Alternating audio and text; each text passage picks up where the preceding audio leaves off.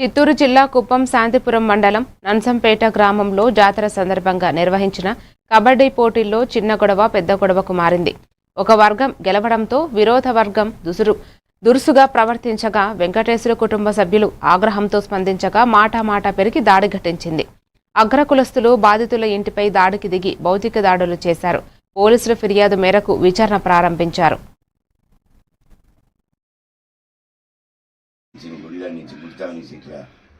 పరిగెత్తి వస్తూ ఉంటుంది. నేను ఆడుకొచ్చేపు నేను పటాన్ని 3 రేట్లు వచ్చా ఉమాశంకరు ఇట్లేనా నా కొట్లలో నా కొట్లలో మీరు పోయి ఊళ్ళో కబడ్డీ ఆడుతూ ఉంటే మా చిన్నవాళ్ళు గడువు చేసినారని చెప్పి వచ్చి నేను పటాన్ని వచ్చా.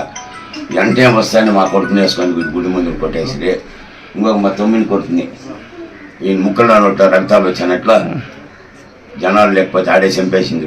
నన్సంపేట గ్రామంలో జాతర జరిగింది. కబడ్డీ జరిగింది అక్కడ. అప్పుడు మా చిన్నాన్న కొడుక్కి ఒక అబ్బాయికి గొడవ జరిగింది. చిన్న గొడవలతో పెద్దవాళ్ళు వచ్చి ఇంటి మీద దాడి చేశారు.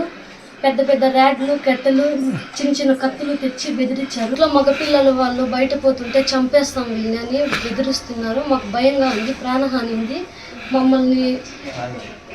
మమ్మల్ని ఇది చూసి అధికారులు రక్షించాలని కోరుకుంటున్నాం. మా ఊళ్ళో జాతర జరుగుతూ ఉంది. దేవాలయం నుంచి గుళ్ళ నుంచి గుడితా నుంచి ఇట్లా పరిగెత్తి వస్తూ ఉంటుంది. నేను